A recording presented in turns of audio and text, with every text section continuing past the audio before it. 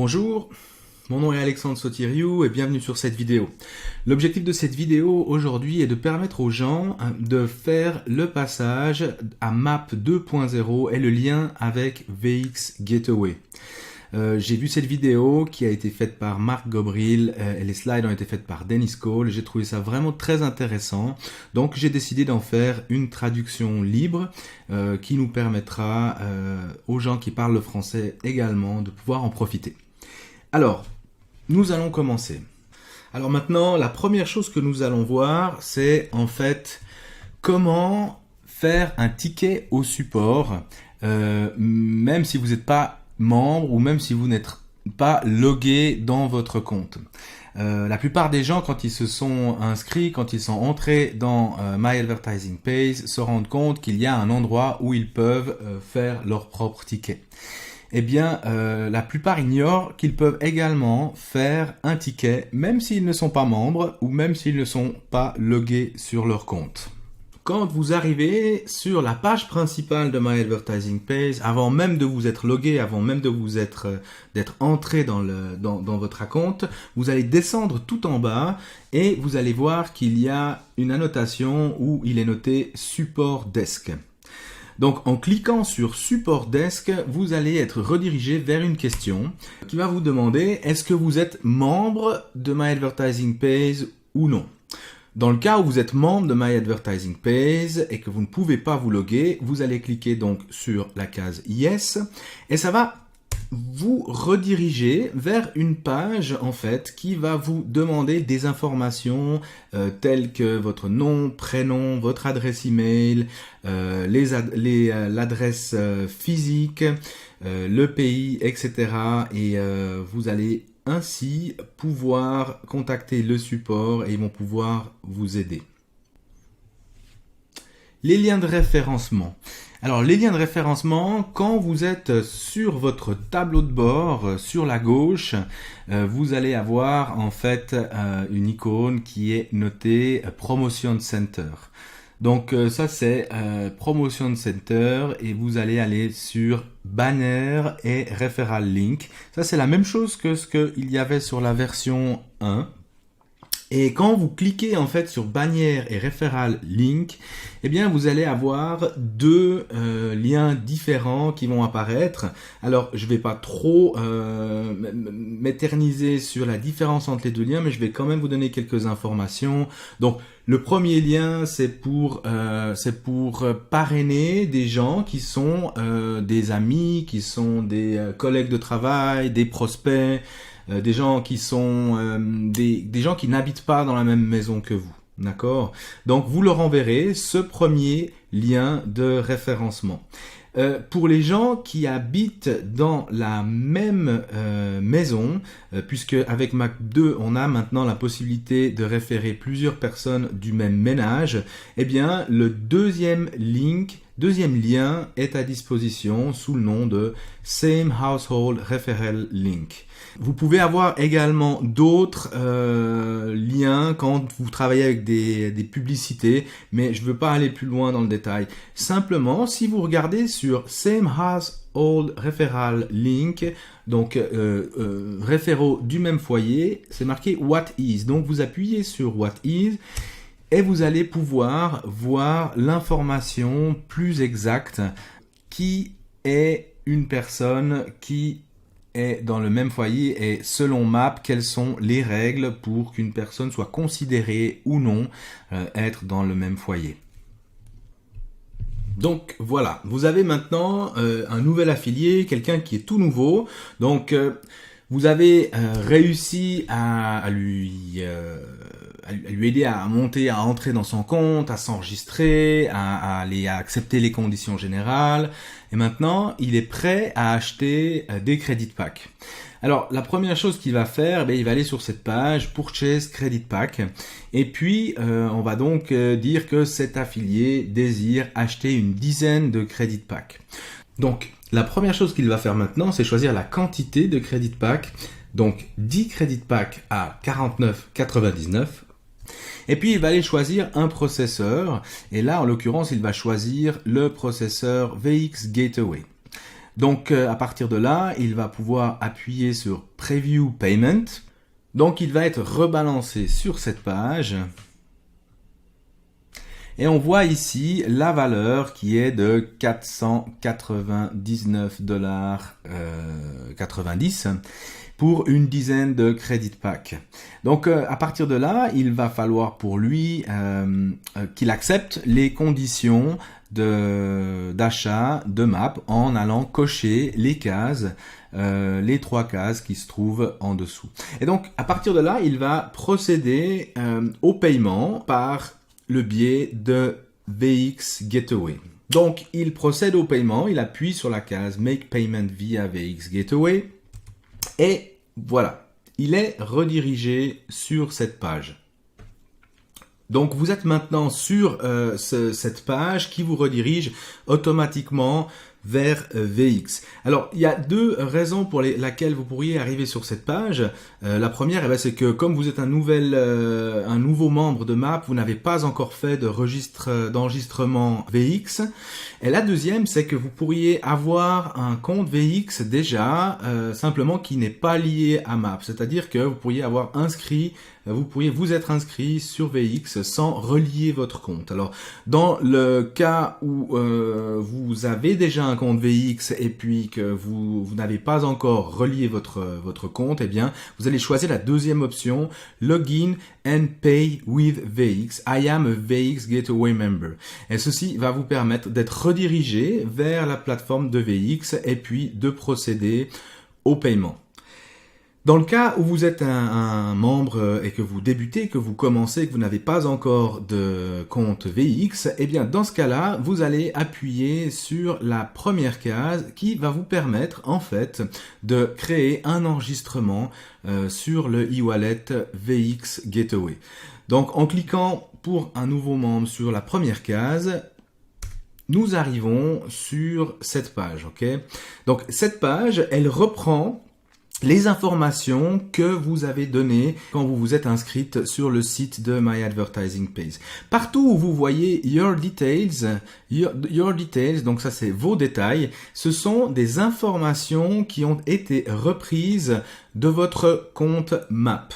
Alors, il y a une chose très très importante, c'est qu'il ne faut en aucun cas modifier ces informations qui apparaissent sur cette page. Je vous donne un exemple. Vous, tout à coup, vous êtes inscrit sur MAP comme Tom, et puis sur votre carte de crédit, il est noté Thomas. Et puis ensuite, ici, sur la page de VX Gateway, vous voyez votre prénom comme Tom. Donc, si vous faites la modification sur cette page-ci à noter Thomas, eh bien, lors du paiement, le processeur ne va pas reconnaître l'information qu'il y a sur MAP et donc ça va bugger et vous ne pourrez pas procéder à votre paiement. Pareil, si sur votre carte de crédit, vous avez une autre adresse que celle que vous avez enregistrée parce que vous avez déménagé entre-temps, etc., il ne faut en aucun cas modifier sur cette Member Registration l'adresse. Ce que vous devez faire dans les 2 cas, ça va être tout simplement vous arrêtez votre enregistrement sur VX et vous retournez, vous écrivez au support de MAP et vous leur expliquez les modifications qu'il faut faire. Si je reprends par exemple le cas de l'exemple de Tom et Thomas, eh bien vous écrivez à MAP en disant ben voilà, j'aimerais avoir mon prénom modifié en Thomas car c'est mon prénom réel.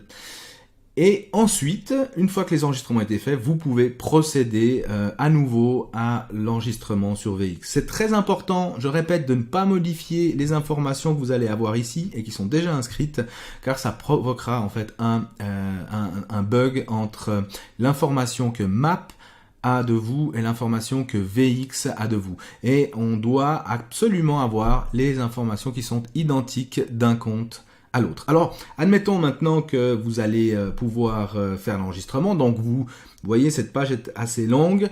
Vous enregistrez ce qu'il vous reste à enregistrer qui n'a pas été rajouté. Et puis, là, c'est encore l'autre page. C'est la même page qui a été divisée en 2 slides. Donc voilà, pour la suite, vous continuez à donner vos détails, la date de naissance, la currency, votre username, le password. Vous confirmez votre numéro de passeport. Vous enregistrez un code PIN, le pays, la question secrète qui va apparaître en majuscule généralement. Donc faites attention quand vous la redonnerez de la donner en majuscule également. Et puis, votre enregistrement est fait. Maintenant, nous allons passer au sujet Admin Verified Error. Alors, pour les gens qui étaient déjà inscrits sur la version 1.0, il y a beaucoup de personnes qui ont reçu, en fait, un message de Admin Verified Error. Et donc, en fait, quand on arrive sur le compte et qu'on regarde un petit peu ce qu'il se passe, on peut voir que le compte est parfaitement vérifié, c'est-à-dire que c'est marqué Account statut active, profil statut vérifié. Et donc, il faut chercher un moment avant de comprendre ce qu'il se passe et pour quelles raisons on reçoit ce message d'erreur. Donc, en fait, quand vous allez checker les box, vous voyez que tout est parfaitement vérifié. Vous avez le vu en vert. Donc, il faut encore aller chercher un petit peu plus loin. Et puis, là, vous allez arriver à, si vous allez dans mes documents, vous allez arriver, par exemple, on voit ici Driving License et on voit le statut, en fait, le statut étant pending. Alors, ce qui s'est passé, c'est que pour plusieurs comptes, pour une raison XY, plusieurs comptes n'ont en fait jamais été vérifiés. Ça veut dire que depuis que vous vous êtes inscrit, vous avez mis votre votre permis de conduire et puis qu'il n'a jamais été validé. Et c'est pour cette raison qu'apparaissent les erreurs pour les gens qui sont inscrits depuis un petit moment déjà. Donc, ce qu'on va faire à ce moment-là, c'est qu'on va aller sur le support, on va créer un nouveau ticket et puis on va donc les informer. On va créer le ticket, donc on va sélectionner au niveau du level critical. Le sujet sera Customer Support. Et puis là, ce qu'il est écrit, tout simplement, c'est cher support, mon compte montre que je suis vérifié et actif, mais mes documents n'ont pas été vérifiés. D'accord? Et vous allez donc soumettre ce ticket à VX. Et généralement, bon, donc voilà, là on voit que le ticket a été soumis avec succès. Et puis au bout de, ça va dépendre, mais là dans cet exemple, c'est assez rapide.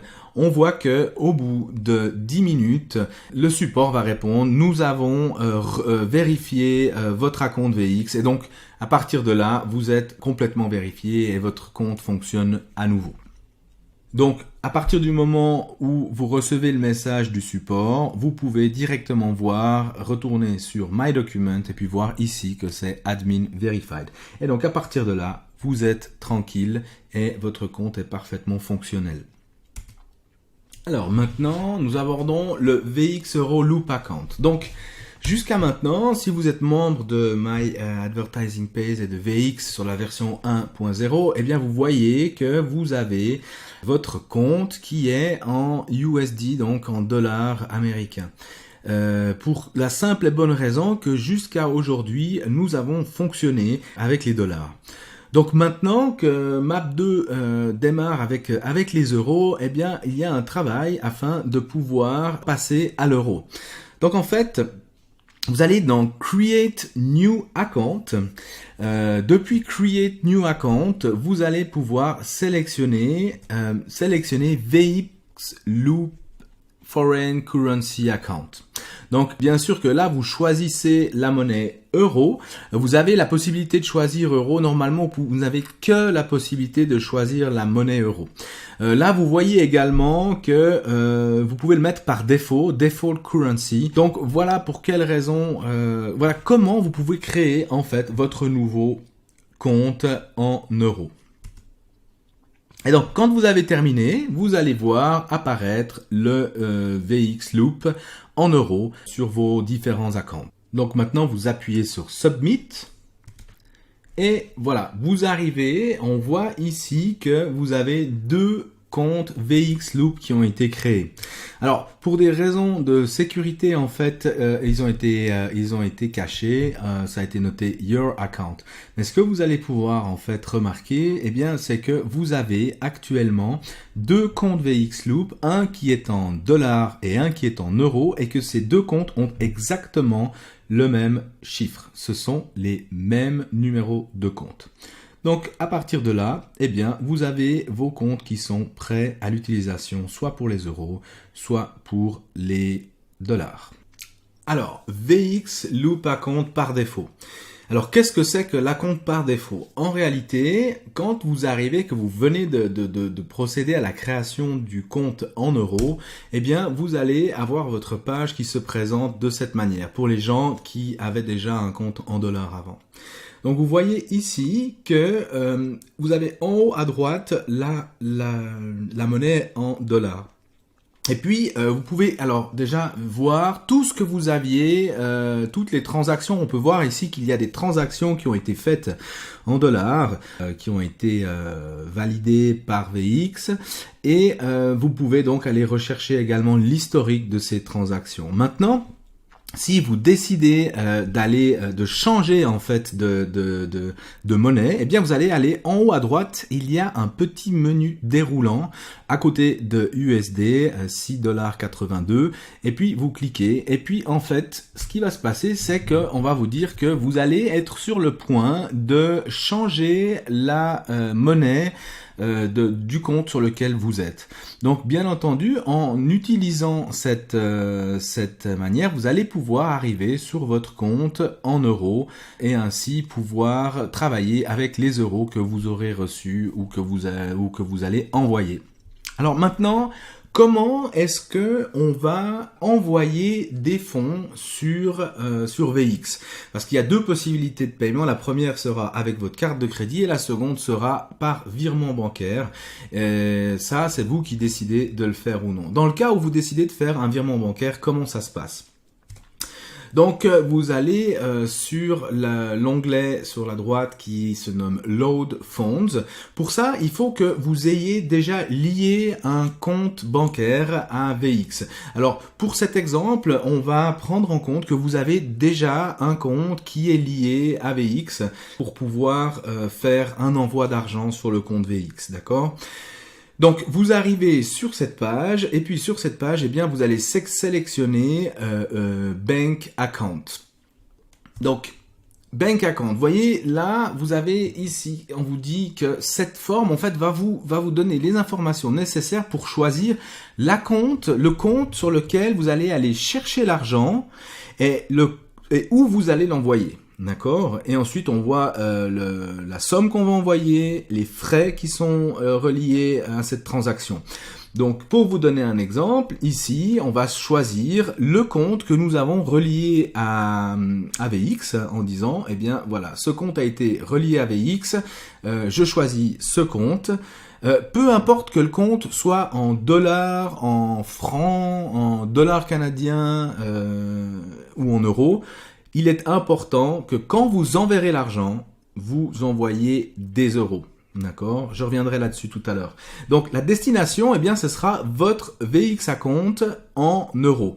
Puisque maintenant, vous allez travailler sur des euros avec MAP, eh bien, l'idéal est d'envoyer et de recevoir, bien entendu, des euros. Donc, on voit ici, je choisis la compte source, je choisis la destination, c'est-à-dire mon VX account en euros, et puis l'argent, les 20 euros, pardon, de frais, et puis vous entrez votre numéro de sécurité. D'accord? À partir de là, ce qui va se passer, eh bien, c'est que vous avez cette forme qui est vraiment excellente parce qu'on a toutes les informations nécessaires pour pouvoir faire un virement de qualité en fait. Donc, vous pouvez tout simplement imprimer cette forme, aller chez votre banquier et puis lui dire que vous voulez envoyer 1000 euros.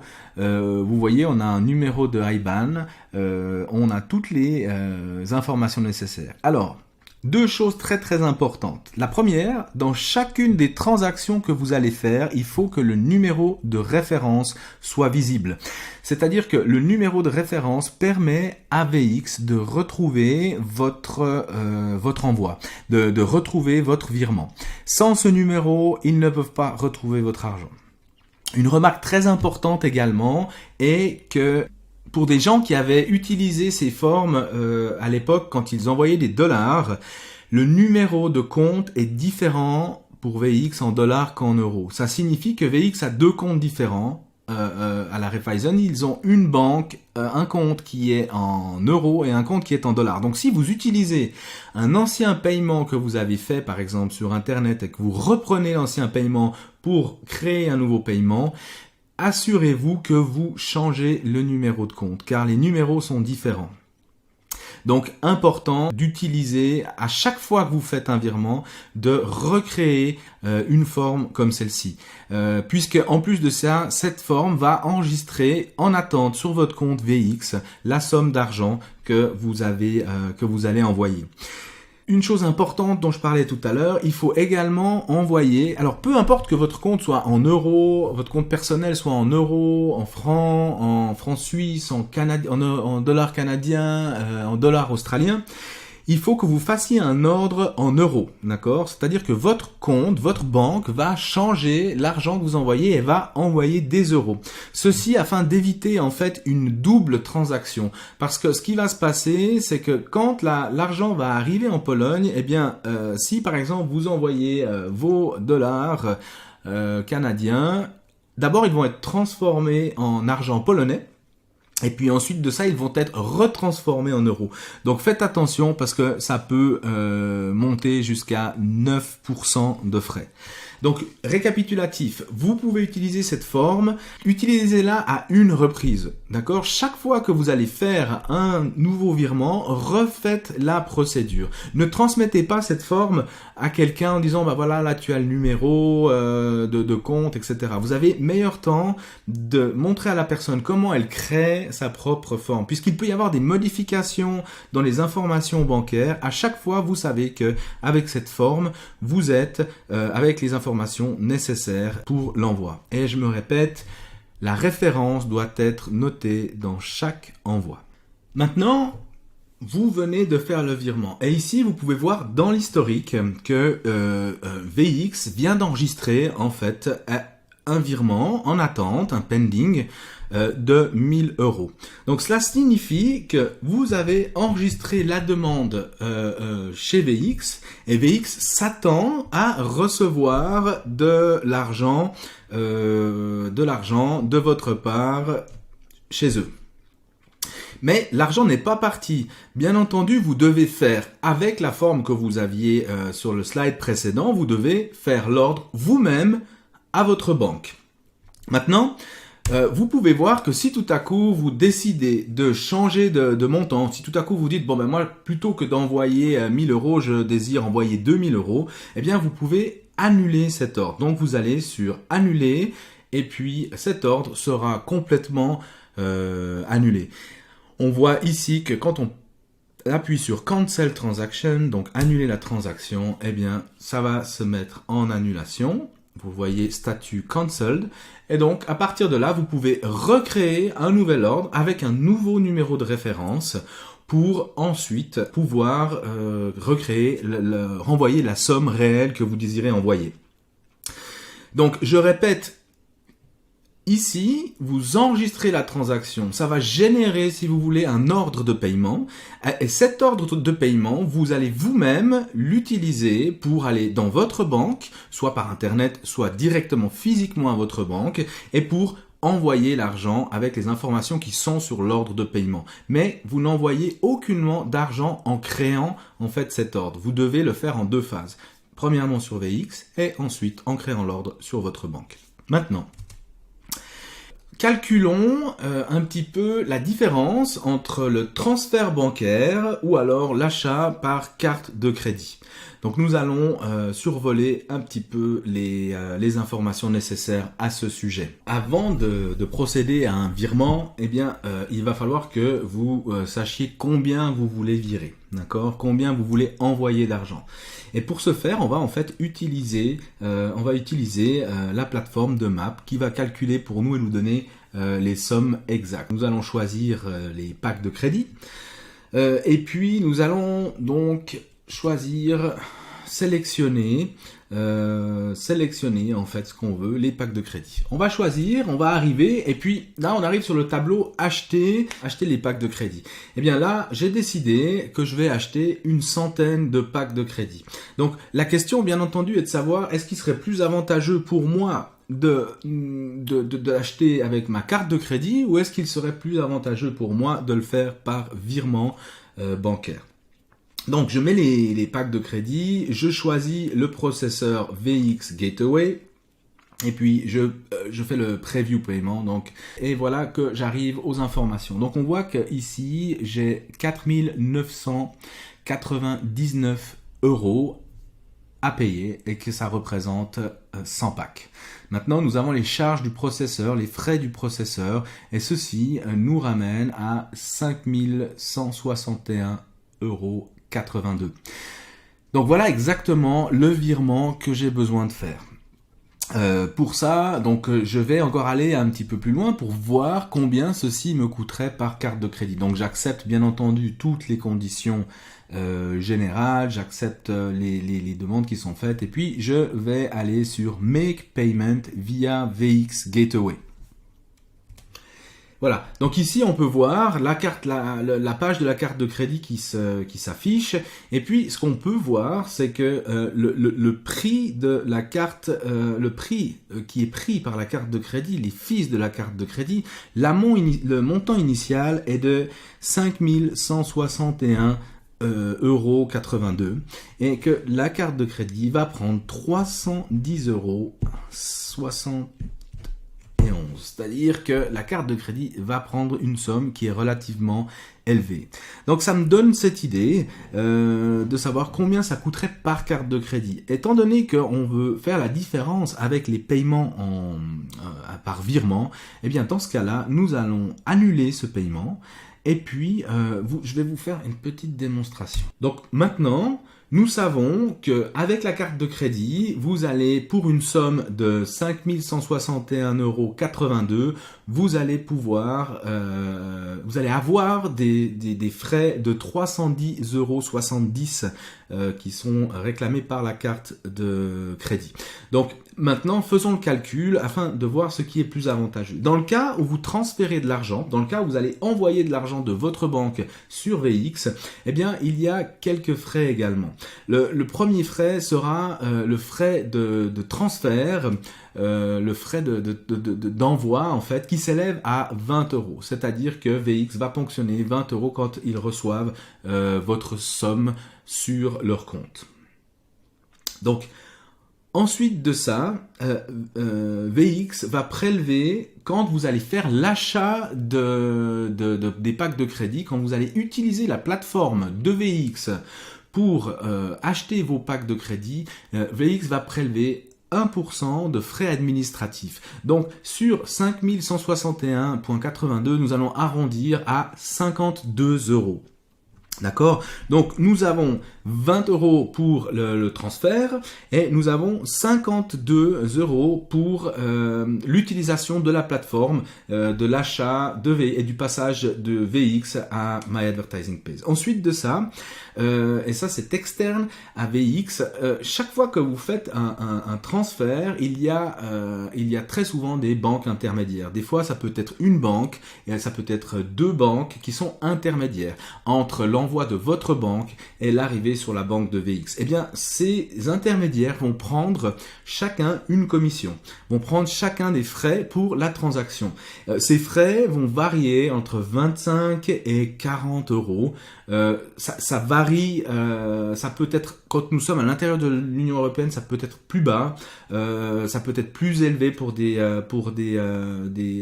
intercontinents, mais pour vous donner une rangée pour calculer haut, on va dire que les frais de transfert de banque à banque, les giros internationaux, vont vous coûter 50 €. D'accord? Donc voilà le calcul à faire. Maintenant, vous avez vos 5161,82 € à transférer. Vous savez que avec la carte de crédit, ça va vous coûter 310,70 €. Et puis avec le transfert via VX, eh bien vous allez donc devoir payer les 20 €. Vous allez devoir payer le 1% de frais administratifs. Donc sur les 5161,82 €, nous aurons arrondi vers le haut 52 €. Et puis pour des frais de transfert de banque intermédiaire, nous allons avoir 50 €. Donc ça vous donne un total de 122 € par virement sur VX contre un total de 310,70 € pour votre carte de crédit. Donc à vous de voir ce que vous préférez faire comme virement, si c'est par carte ou bien si c'est par transfert bancaire. Et bien entendu qu'il peut y avoir un moment où la carte est plus avantageuse en fonction du nombre de packs que vous allez acheter. Si vous achetez moins de packs, faites ce calcul afin de voir exactement à quel moment il est intéressant d'utiliser la carte et à quel moment il est plus intéressant d'utiliser le transfert. Donc j'espère avoir été clair, pouvoir vous informer là-dessus et puis à vous de regarder ce qui est plus avantageux pour vous. Si vous allez sur VX, sur la rubrique fees, donc frais, vous pouvez voir que quand on passe sur un compte marchand, donc c'est-à-dire par exemple c'est le cas quand on achète un pack de crédit sur My Advertising Pays, on peut voir qu'il y a cette fameuse charge, ce frais administratif de 1% par achat. Donc maintenant, nous allons regarder les retraits avec VX. Comment retirer de l'argent avec VX? Alors pour ça, nous allons avoir à créer un compte. Pour les gens qui n'ont pas encore de compte créé, lié en réalité, eh bien nous allons vous montrer comment le faire. Et ceci fonctionne, maintenant l'exemple est pour les retraits d'argent, mais ceci fonctionne également pour les envois d'argent. C'est-à-dire que pour envoyer toute somme d'argent, vous allez devoir passer par la même procédure que pour pouvoir retirer de l'argent. C'est-à-dire qu'on va lier un compte à VX afin de pouvoir créer en fait le pont entre votre banque et VX. Alors, nous allons sélectionner, dans ce cas, c'est un compte qui se trouve au Canada et c'est un compte courant, un checking account. Ça peut être un saving account qui sera un compte d'épargne. Donc, bien entendu, vous allez... La chose importante, beaucoup de gens demandent, oui, mais est-ce que je dois créer un compte en euros pour les gens qui n'habitent pas dans la zone européenne? Alors, bien sûr que vous pouvez créer un compte en euros dans votre région, mais ceci ne changera pas le fait que vous n'allez pas pouvoir utiliser vos euros si vous habitez par exemple au Canada, en Australie ou alors en Suisse. Eh bien, vous allez devoir de toute manière changer vos devises dans les devises de votre pays. Donc oui, il y a la possibilité de créer un compte en euros, mais vous pouvez très bien utiliser le compte que vous avez dans votre propre devise. Là, en l'occurrence, ça sera des dollars canadiens.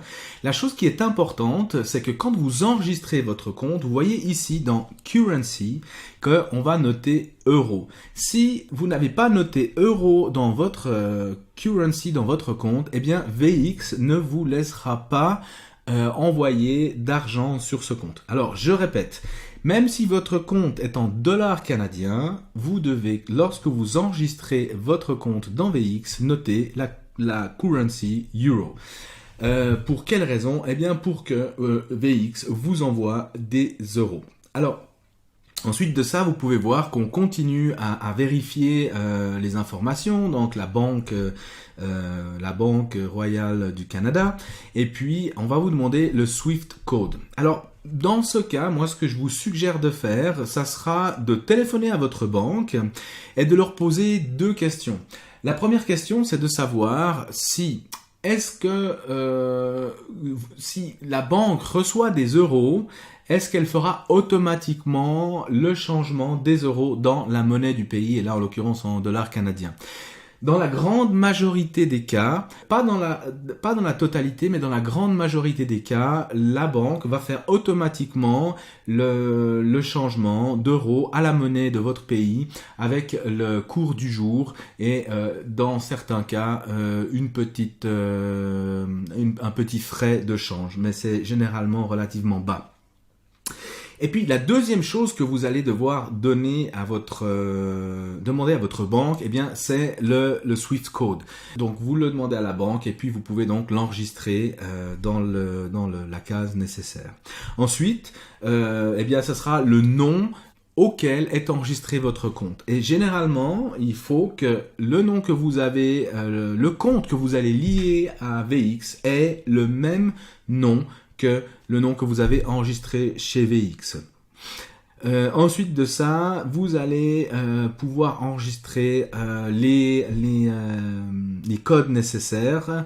Donc soit le BIC, soit le sort code. Je sais que pour certaines banques, vous pouvez remettre le Swift code et puis que ça peut faire le transfert. Ensuite, il y aura un account number. Ça va être le numéro de votre compte que vous devez enregistrer. Et puis, vous allez avoir ensuite ce qu'on appelle le nickname number. Ça vous permettra à vous de vérifier quand vous cherchez votre compte, d'aller chercher en fait le bon compte pour envoyer de l'argent sur le bon compte justement. Donc voilà. Maintenant, les choses encore importantes à savoir, c'est que si vous désirez envoyer des dollars, eh bien vous allez maintenant pouvoir, VX vient de rajouter une fonction qui vous permet de changer à un certain cours les dollars que vous avez en euros pour pouvoir les envoyer sur votre compte en euros. Voilà un petit résumé de vos différents comptes et ce que vous pouvez faire avec. Donc la première chose qu'il faut voir, c'est que avec le VX Loop US Balance, quand vous avez de l'argent sur VX en dollars, eh bien vous pouvez le retirer sur un compte en euros, mais vous ne pouvez pas racheter des packs sur MAP. Avec le VX Loop Euro Balance, vous pouvez retirer vos euros ou alors vous pouvez racheter sur MAP des produits tels que de la publicité, des packs et d'autres types. Sur le compte MAP en US, la balance US de MAP, vous pouvez retirer l'argent et vous pouvez également racheter des packs de crédit et d'autres produits. Et puis sur la balance euro sur votre compte MAP, eh bien vous pouvez racheter des packs et vous pouvez également retirer vos euros. Une chose encore importante que je tiens à signaler, on en a déjà parlé, c'est que quand vous retirez de l'argent de VX, ça doit automatiquement partir sur un compte qui est en euros. Même si vous envoyez des dollars, il y aura un transfert d'argent, il y aura un change qui va se faire pour que ça parte en euros. Il y a également quand vous rachetez des packs avec vos dollars sur la balance euro, on entend beaucoup de gens qui disent qu'il y a des gros frais. Il y a une charge. Il faut savoir que MAP ne prend aucune charge. L'argent qui est en fait les frais qui sont engendrés par le fait d'acheter vos dollars avec vos dollars des packs en euros sont dictés par le processeur et que nous ne pouvons malheureusement rien faire contre ça. Il faut savoir par contre que le processus va se faire une fois seulement. Vous allez racheter avec vos dollars des packs en euros. Une fois que vous aurez racheté tous vos packs, qu'il n'y aura plus de dollars, eh bien ces frais auront complètement disparu. Donc voilà pour le petit résumé. Donc je tenais à vous remercier pour l'attention que vous avez portée pendant cette présentation. J'espère que cette présentation va pouvoir aider un maximum de gens. N'hésitez pas à l'envoyer à toutes vos équipes afin de faciliter la tâche des gens qui travaillent avec VX sur MAP. N'hésitez pas à la transmettre. Je vous souhaite en tout cas plein succès sur My Advertising Pays et puis vous dis à très bientôt. Au revoir.